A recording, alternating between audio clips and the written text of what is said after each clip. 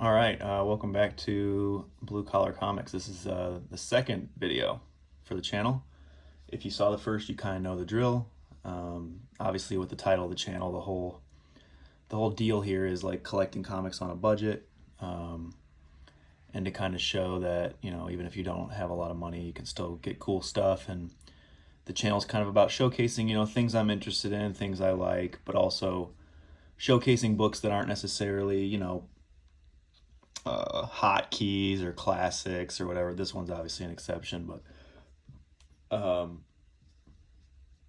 yeah, just kind of showing that just because something might not be worth a lot to the comic book market, that it still can be really cool and interesting and has value. And yeah, so this is just the fun of collecting and sharing pickups on a budget, and hopefully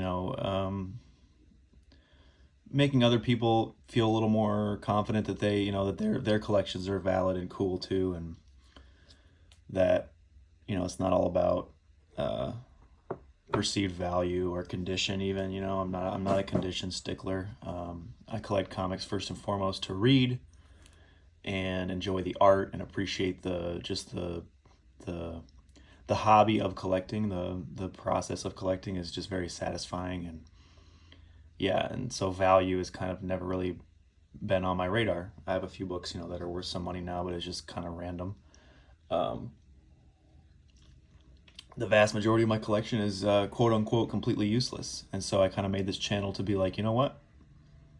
Or not useless, sorry, worthless. To be like, you know what? Doesn't matter. Okay, so these pickups are kind of a hodgepodge group. Some of them I got off of like online auctions, and then a good chunk of them I got from like 50 cent to $1 bins. I'll try to say like what I paid. This one obviously was not $1. This was like $5, bundled with a few other books. This is Wonder Woman #1, George Perez's run, and I grew up with the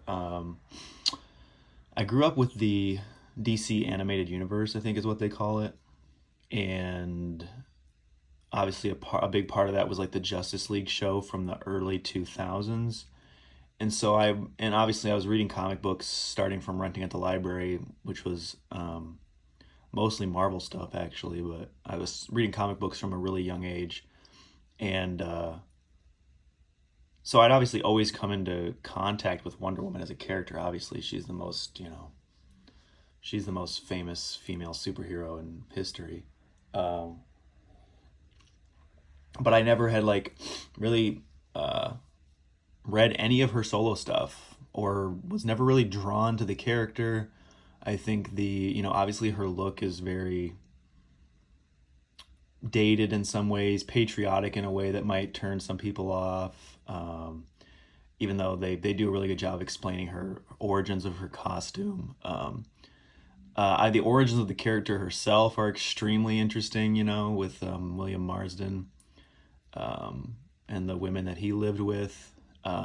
She has a very complicated history, but she's certainly like a feminist icon, which is pretty awesome. Um, but recently, like very recently, like since the last video, um, I have gotten really into Wonder Woman because I've been going through some, just some difficult personal life stuff. And as an adult, a grown adult man in his 30s, it's kind of strange to say this, but I've found her genuinely like inspiring. Um, and I think what's drawing me to her, I'm not even that big of a I'm not that interested in mythology, especially Greek mythology. It's never done too much for me. The style of it is not like my favorite or anything. I prefer Norse. Um, but even then, I'm not a big mythology buff. So the appeal to it was really not so much that angle, but more that she is a different kind of superhero. She is extremely unique in a way that I think really sets her apart from not just her peers like in the DC universe, but also throughout all of Cape's comics, like throughout all superhero comics, the I think the vast majority of superheroes, even ones that I absolutely adore, are, essentially peacekeepers of the status quo. This isn't very charitable, but, kind of essentially glorified cops. And which is fine. Superhero comics they're political, but they're not, it's not real life, obviously. And you can't change the world too much. If a superhero could really make this, if Superman could really enact serious change, the world would, cease to look in a way that is recognizable to us, and that would make comics not function as well. So I understand all of that, but Wonder Woman, she is unique in that I feel like, unlike most superheroes, even ones who do have a quote unquote mission, like let's say Batman, to use another Trinity example, obviously Batman has his mission. That's very well known. But I feel like Wonder Woman has like a mission of genuinely sort of a radical change to the earth and humans and how people see one another, and to genuinely change the world and affect change and push for peace and love. As corny as all of that sounds, obviously it's a corny mission. I mean, look at the cover.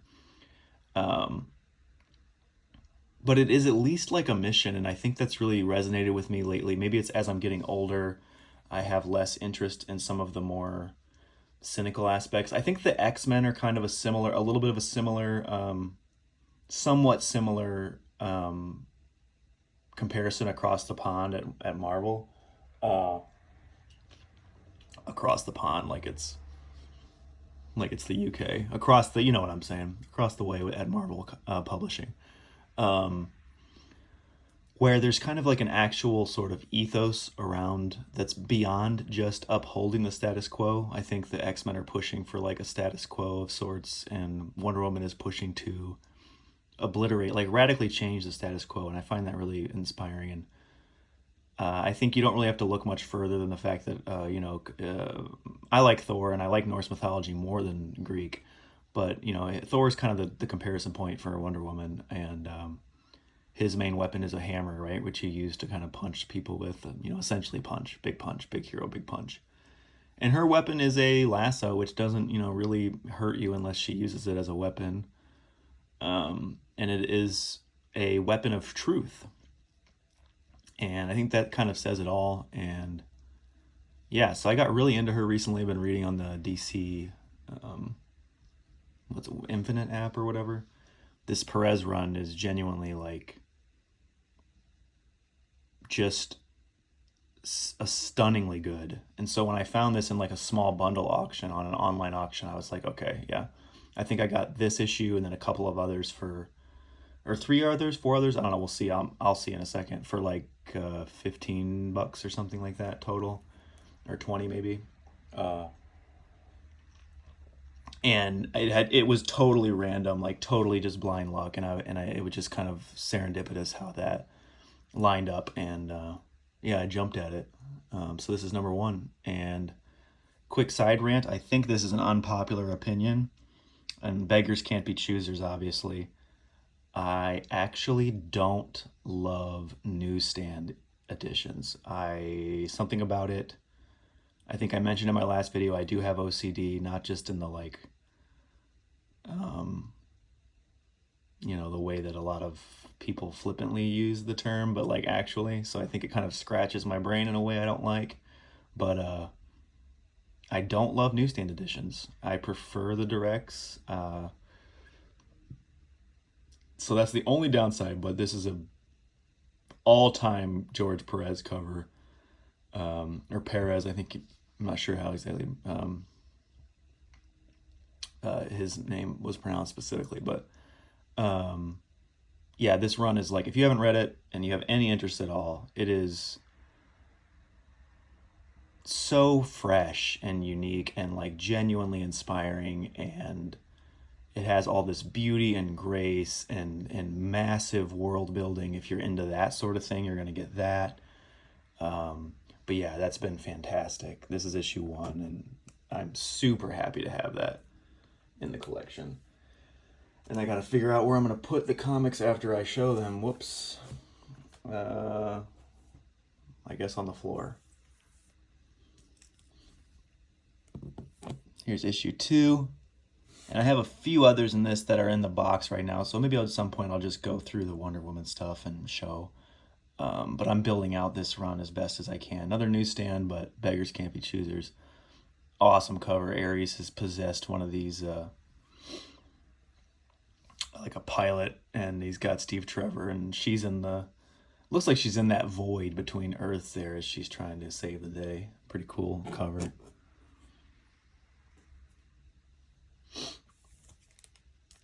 Here's issue 3.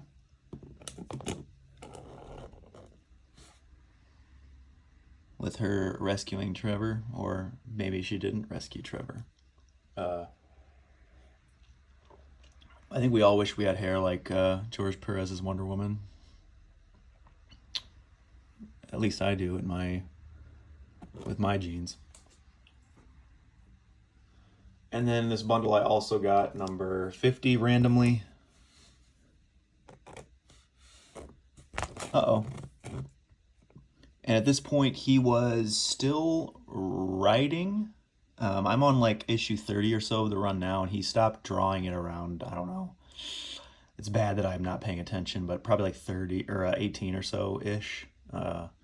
Happy to be wrong. It might have just been the first 2 arcs, so maybe it might have just been like 12 or 14. And I have not read this one yet. I am not this far in the run.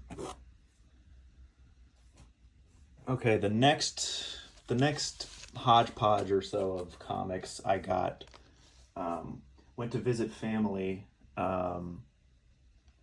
this past weekend in a state that has half-price books. And here in Michigan, we do not have half-price books, and it really sucks because a lot of the comic shops in my area, the dollar bins, are pretty crap. Like, there's really not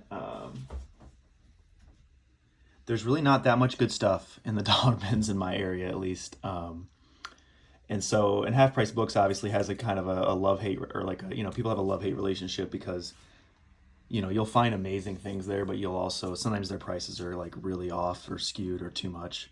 So I just stuck with the dollar bins. And I found some stuff that, as far as I'm concerned, was really great. And so, yeah, so these are really recent pickups. Some of these are like a little older pickups, obviously, but the ones I'm about to show are like really recent. So we got issue 1 of Jeremy Adams' Green Lantern, which I have been reading. I'm behind. It's on my pull list at my local comic shop. Obviously, if you saw the first video, I'm pretty big Green Lantern fan. Speaking of like cops, obviously, like, so I'm not opposed to that sort of superhero. And I'm not even a huge Hal Jordan fan, as I've talked, but I'm coming around on him a little bit. But yeah, I think when this started, I was kind of in one of those little, either budget related or just interest related, or life was busy or whatever. I was in one of those lulls where I had really trimmed down my pull list, or it like was basically next to nothing. Maybe I had just completely eliminated. I forget. I might have just not been buying comics. But yeah, and I don't think I have this one. I know I'm missing a couple from the early. I checked my app, which I'm really bad about updating. But yeah, getting this for $1, I was like, yeah, of course. And Kilowog with like the Jedi hood here is the most unbelievable thing you'll ever see in a comic. And that's Sinestro back there, but it looks like Darth Maul. So we got some weird Star Wars shit going on. Pardon my language. This is issue number 5. I know I don't have this one either. I have everything after 8, I think. And I had like 2 and 3 also already. I'd picked up like, and like, back issues, or grabbed it off the shelf at the store one week when I went to, pick up my weekly or books. But I did not have 5. kind of an unpopular opinion. I don't love Xermanico's art.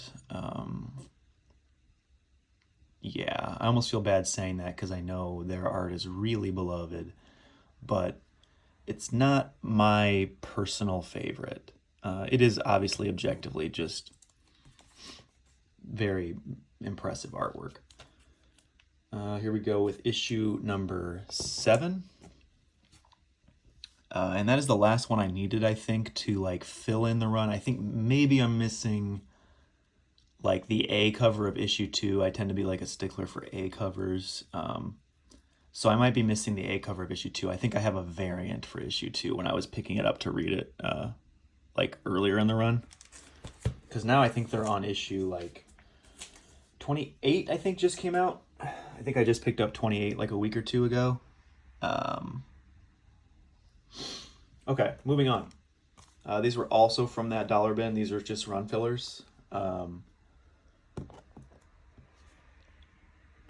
This is Green Lantern number 37 from the famous Geoff Johns run with some Ivan Reyes.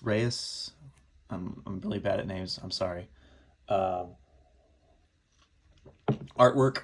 Yeah, we got the Lyra alternate cover here. Red Lantern, sick cover.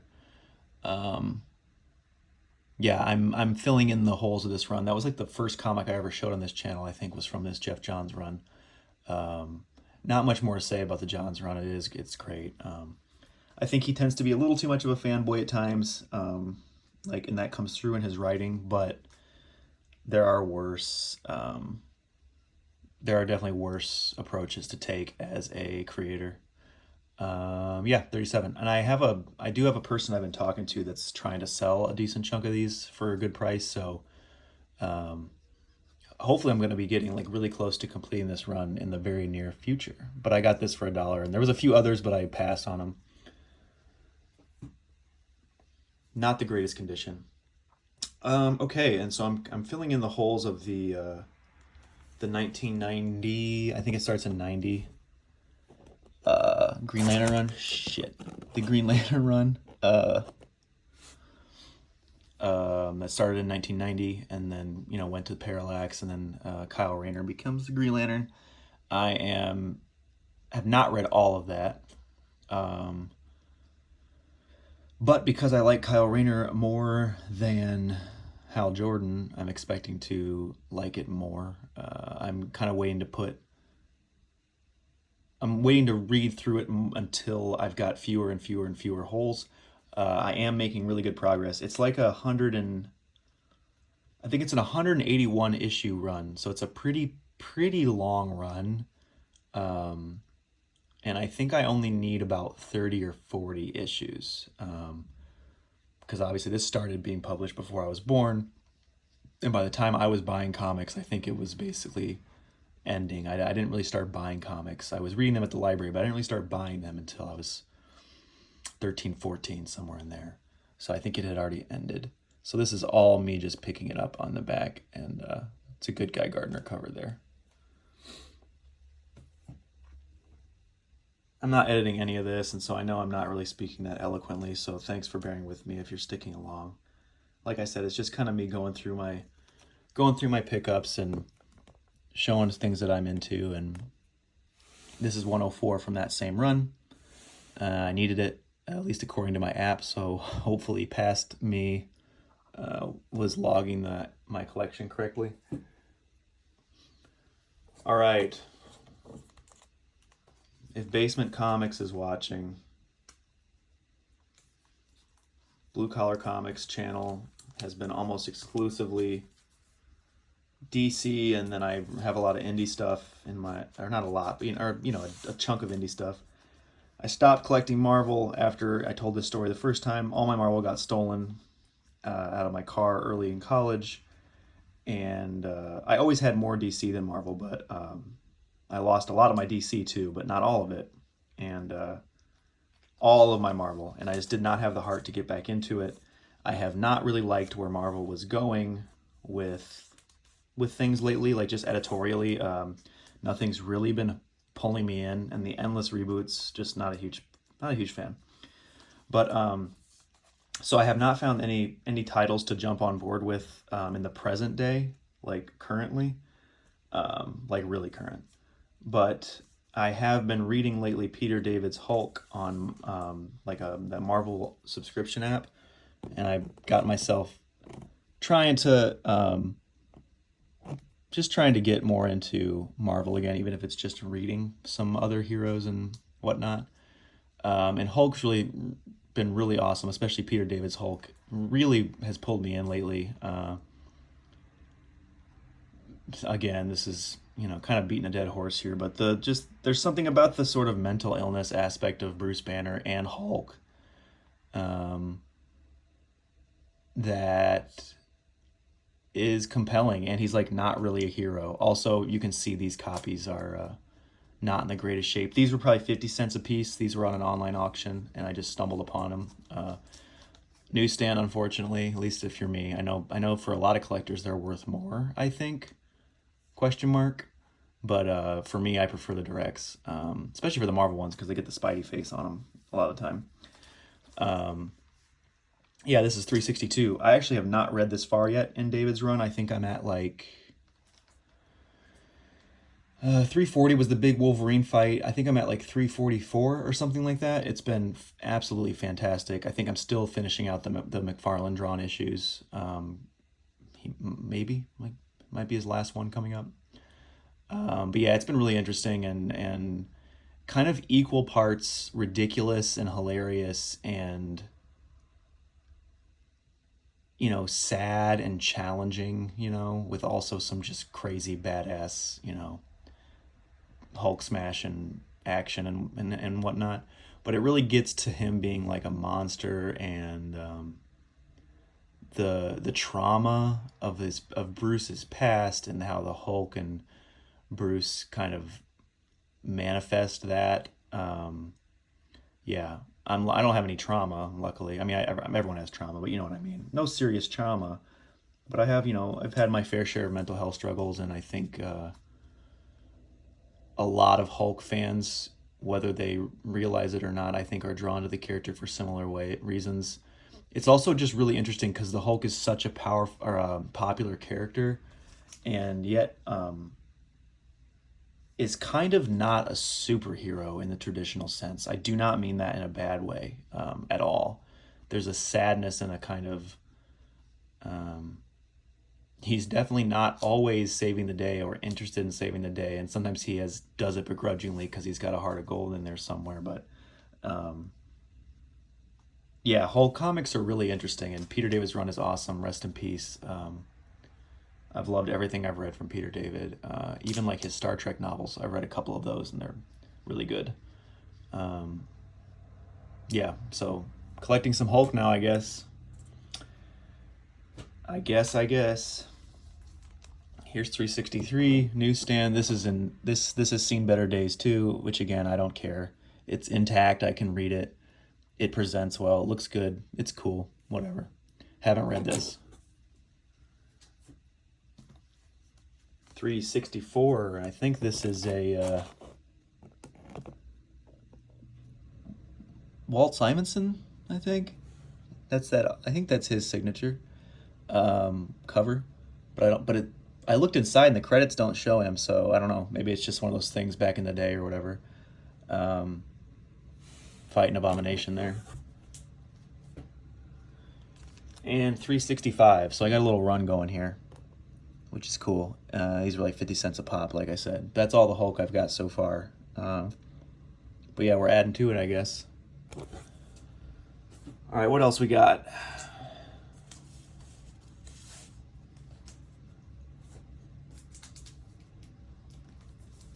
Here's some hodgepodge stuff. Gail Simone, Wonder Woman. This was in the dollar bin at Half Price Books. I picked that up, especially because the other Gail Simones in the store were listed at like $4 to $5 or something crazy. Maybe it's not crazy. I don't know. Maybe that's what they're going for. So yeah, I was happy to grab that, and keep filling in some Wonder Woman, especially because, like I said, I've been really getting into her lately.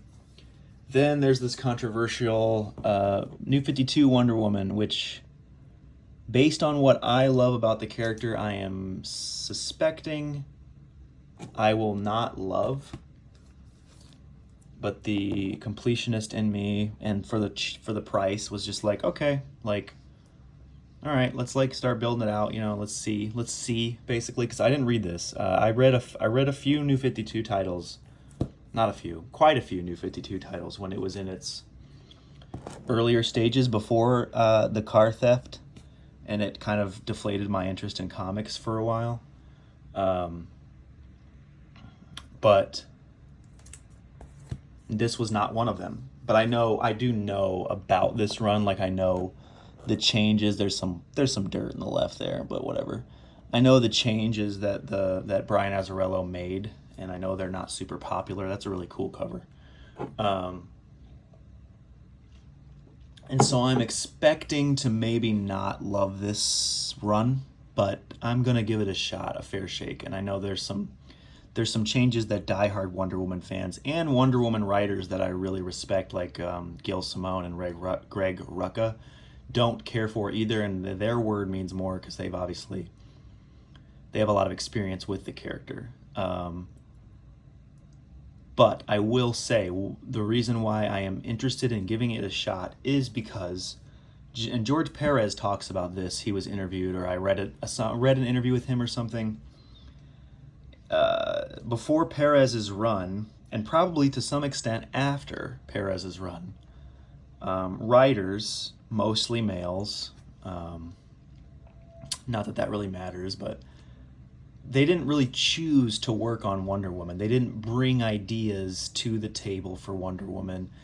It was a book that they were, according to Perez, assigned to. And for better or for worse, and I've heard, and obviously Perez, he was not assigned, he went for it, which is probably one of the main reasons why it's just so refreshing and fresh and vibrant, and it's just so good. Again, read it. If you have not read it, read it. It's so good. So anyways, for better or worse, Azzarello's run, it was not a case where a writer, an artist, were assigned it and they just kind of had to drag their feet. And and I don't think it's been that way since. I think Wonder Woman's gotten a lot more people excited to write her. But yeah, for better or worse, Azzarello came to the book with ideas, with passion, and for better or worse. And I think that even if it's for worse, that to me is more interesting artistically and more compelling than kind of milquetoast, half-assed, just kind of like, well, I guess I'm writing this now. I guess I'm drawing this, So that was what ultimately dissuaded me to be like, all right, let's give this a shot. Let's put it in the collection. These are all cheap. Obviously, Wonder Woman with guns is not super cool to see. I am also reading Absolute Wonder Woman, which is a big part of why I got into Wonder Woman recently as well. It was like alongside the Perez stuff. It's genuinely amazing. If you're not reading it, it is incredible. And this is from Greg Rucka's second run. I did read this when Rebirth came out. My friend and I were super excited. It was kind of what got me back into comics after my hiatus after the theft. And I dropped off of this title strictly due to budget reasons. And and like I said, until literally a month ago, I had never really read Wonder Woman. What am I trying to say here? Monthly or anything like that. I had never collected Wonder Woman. I had never read her. So when I was making budget cuts, I was in college, or no, I was out of college at this point, but or senior year or something. But when I was making budget cuts, this one had to go. But I remember liking it. I don't remember much about it. I just read the Rebirth one shot and maybe the first 2 or 3 issues. I probably did read this.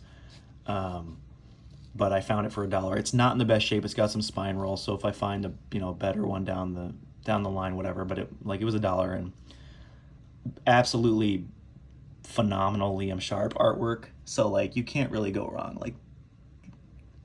I mean, what a good cover. So even just for the art alone, that was like super worth it. We're on the home stretch, kinda. I said this one's gonna be as long, but then I started running my mouth. So even though I'm showing way fewer books than the last time, I'm still getting up there in time. Okay. This is Green Lantern Rebirth, 2 of 6. I have a couple other of these. This one was, I don't know which ones, I'd have to check. It's kind of just the, the little mini-series before Jeff Johns' famous run. Unfortunately, Ethan Van Sciver, however you say his name, is like literally a straight-up Nazi piece of shit. But I didn't support the book when it came out with him on it. Not because I knew it then. I just wasn't buying Green Lantern when I was 12 or 13 or whatever this was. Because I got into Green Lantern a little later in life as well. Yeah, so unfortunately he's a Nazi, and his art's not that good either, in my opinion. I mean, this cover's really good, but I think his artwork is a little overrated in general, and I felt that way even before a lot of the personal stuff with him came out.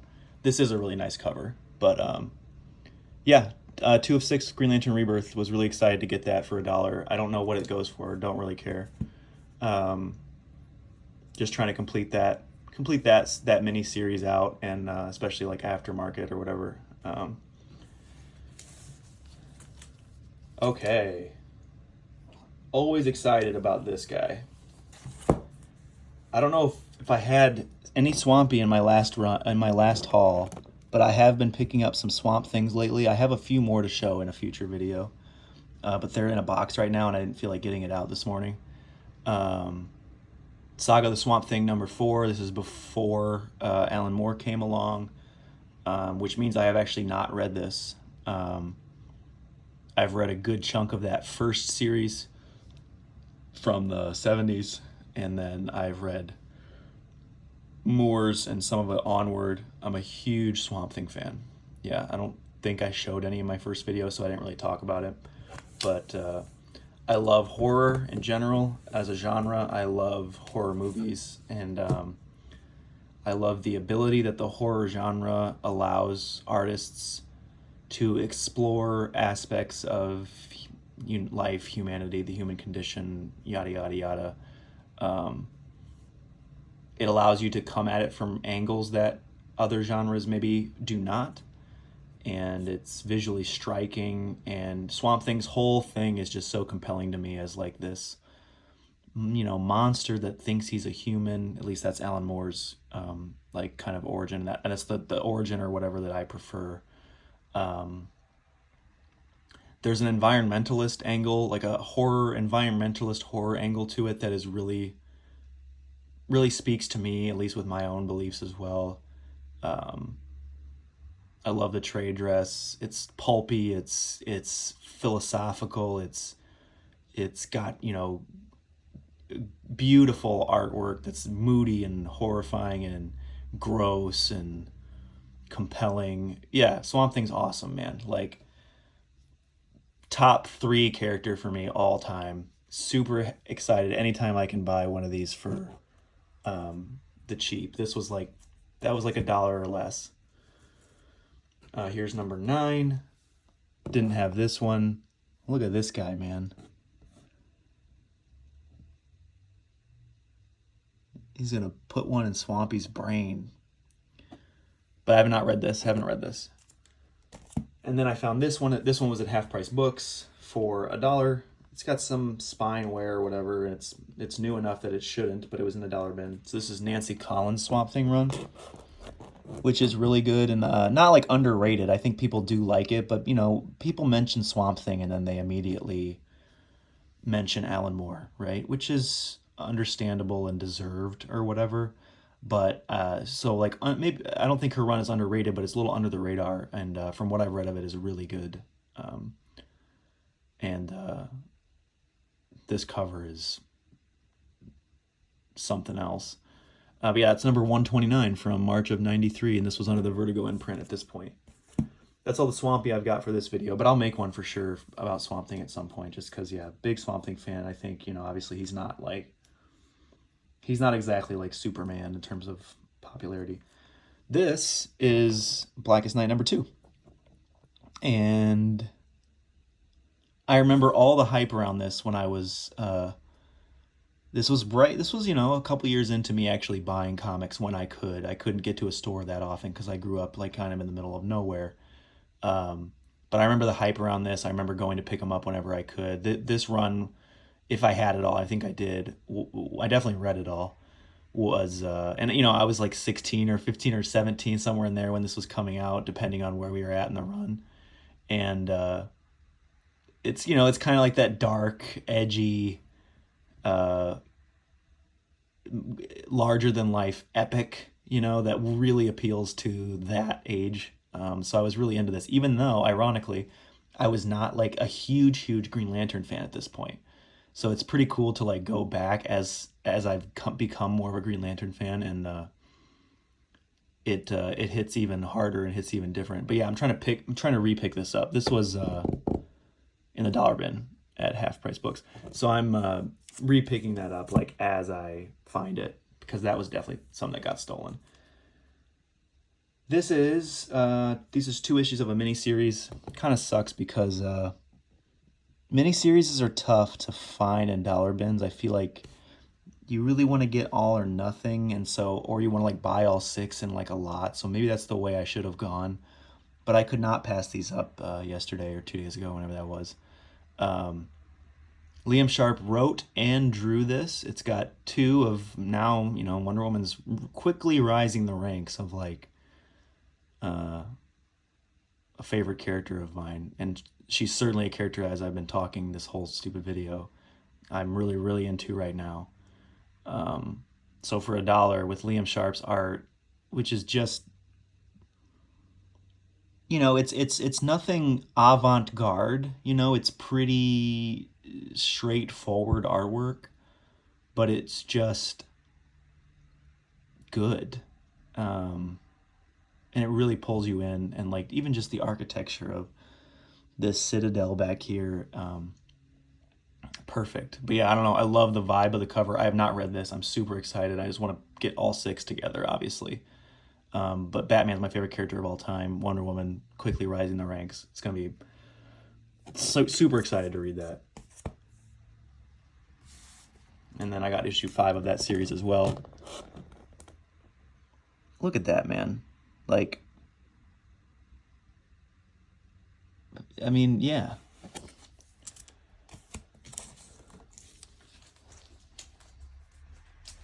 All right. I did get some more Batman in the last like month or so or whatever, or Batman related titles, but boxed them away. So future video, maybe like with the Swamp Thing. This is just run fillers of stuff I didn't have. Detective 838 with Paul Dini. Good Ra's al Ghul cover. Yeah, 838. Trying to go a little quicker. Legends of the Dark Knight, Hot House. #1, I think, but number 42 in the run. Collecting this just because, yeah, I think I talked in the last video, the kind of like anthology story vibe of it is really interesting to me. Having all these different, it's a good cover. Having all these different creative teams give, kind of putting their own stamp on like a 3 to 4 issues arc is pretty interesting. This was $2 at Half Price Books, and I was happy to pay it because it's Mike Mignola, and I love me some Mike Mignola, and he only did a few Batmans, at least as far as I know, and this is one of them that I needed. So I was happy to pay $2 for that one. 452, Batman 452. His artwork fits Batman really well too. So sweet. Kelly Jones, 520. You can see me in there. Hi. Yeah, I didn't have it. Kelly Jones with the huge ears. The Kelly Jones's Batman looks like an actual creature of the night in a way that few Batman artists can really hit. So I'm a huge Kelly Jones fan. This is 350. This was these were not in the dollar bin. These were from an auction, I think. This one was like a dollar or two. And I was with Batman, I will like um I'll go a little further back in my collecting. This is like early 80s. There's a few characters that I will kind of do that because I they're just like important enough to me or whatever, or I mean it's like such a cool cover, or I just want to collect them a little further back if I can. This one was 50 cents. It's got some water damage, but I didn't have it. It's pretty beat up. Dick Sprang, Detective Comics 624. I did not have it. If I ever find a better copy, fine, whatever. But I don't care that much about like quality. You can still the artwork's still there, and yeah, it's intact. Almost done.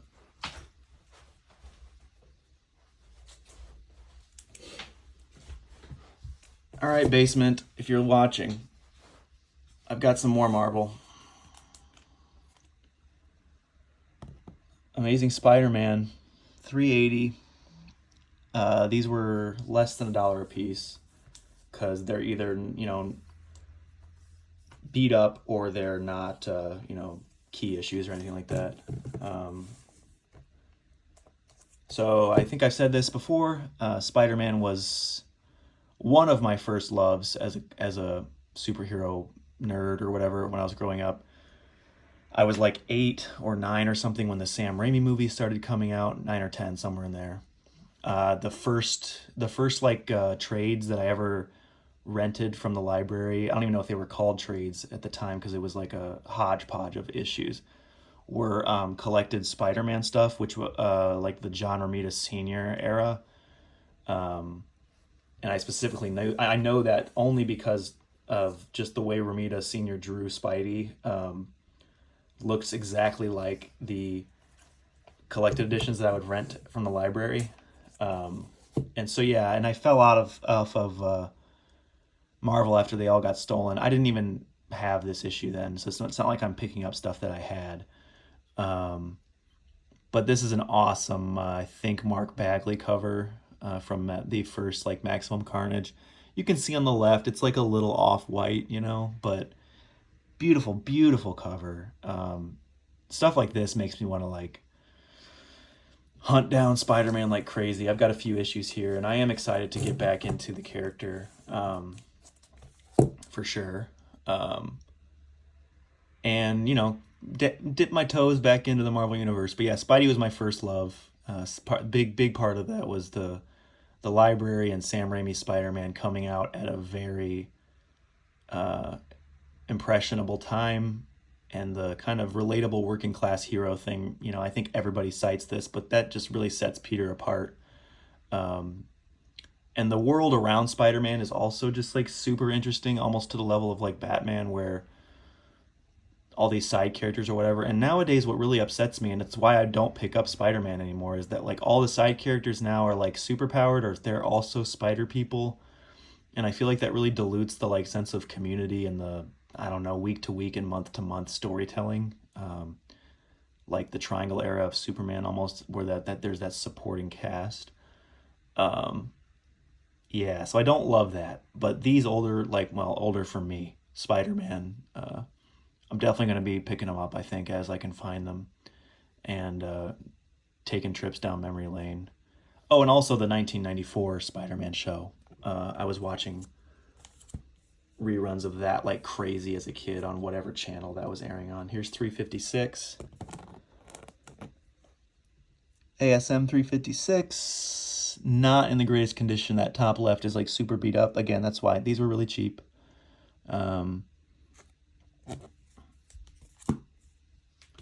Here's an off-white 278, which would, I think, from what I've heard, normally go for a little more than a dollar, which is what I paid. And even down here, you can see it's just kind of, kind of crap, kind of grummy. But I don't know how to clean or press comics, so this is what it is, and it's still pretty cool. Here's 151. This is Romita Senior, which is pretty sweet, man. Like, I just love that Spidey. The way he drew it is it's just pure nostalgia, just because I remember as like a 7-year-old. checking out Spidey collections with a lot of Romita artwork.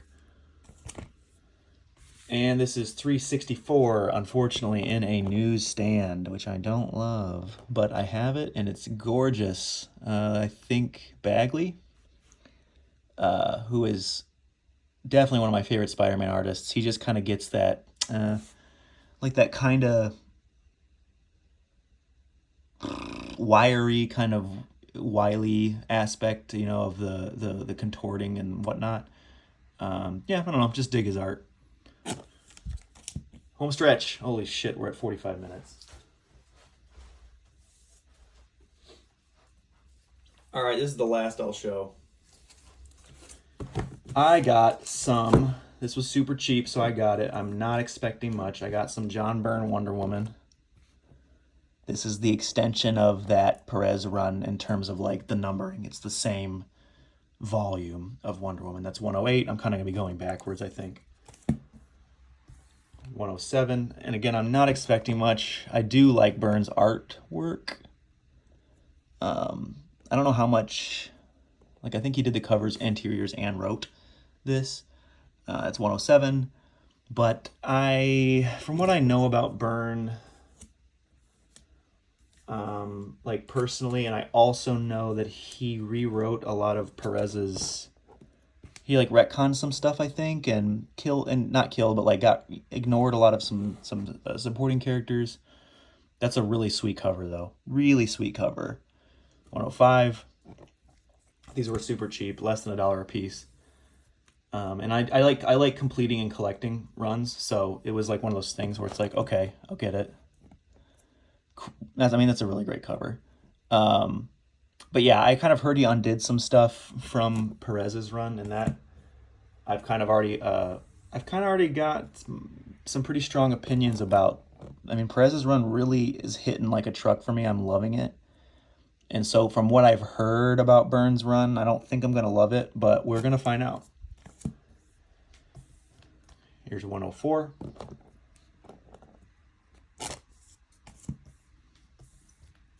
Here's 101. Interesting face on Diana there, but the hair is the hair. And 102. All right, thanks so much, guys. That was super long. I'm sorry. I just get rambling about tangents and talking about comics and whatever. Thanks so much for watching if you stuck around. Yeah, peace.